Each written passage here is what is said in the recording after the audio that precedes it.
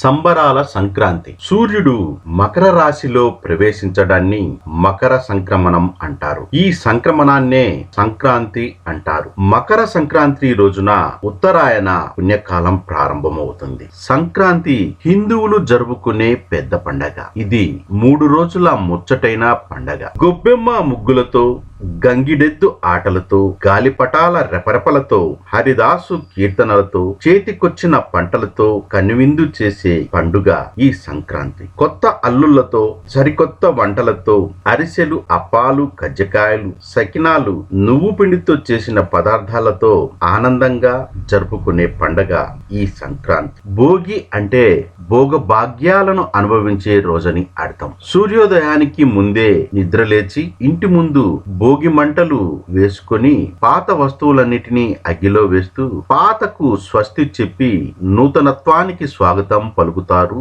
ఈ భోగి పండుగ రోజున. భోగి పండుగ రోజున చిన్నపిల్లలకు భోగి పళ్ళను తలపై పోసి పెద్దల ఆశీర్వచనం ఇస్తారు. రెండో రోజు పొంగలి, పిండి వంటలతో పితృ దేవతలకు పూజలు చేస్తారు. పెద్దలకు తరతరాలుగా పితృతర్పణం విడవటం ఆచారంగా వస్తుంది. పెద్దలకు సద్గతులు కలగాలని కోరుకుంటూ తర్పణాలు విడుస్తారు. నువ్వులతో చేసిన పదార్థాలను ఇతరులకు దానం చేస్తారు. మూడవ రోజు కనుమ. ఈ రోజున గోవులను, పశువులను శుభ్రపరిచి పూలతో అలంకరించి పూజ చేస్తారు. మకర సంక్రాంతి రోజున ఎవరైనా మరణిస్తే వారికి పునర్జన్మ ఉండదని పెద్దలు చెప్తారు. పవిత్రమైన శాస్త్రోక్త సత్కర్మలకు ఈ పుణ్యకాలం ప్రధానమైనదని ఆగమాలు విశదీకరిస్తున్నాయి. శుద్ధికి, సిద్ధికి శీఘ్ర ఫలకారిగా అనుకూలించే సమయం ఈ సంక్రాంతి పండగ సమయం. పంటలు చేతికొచ్చే కాలం. సంపదను, ఆనందాన్ని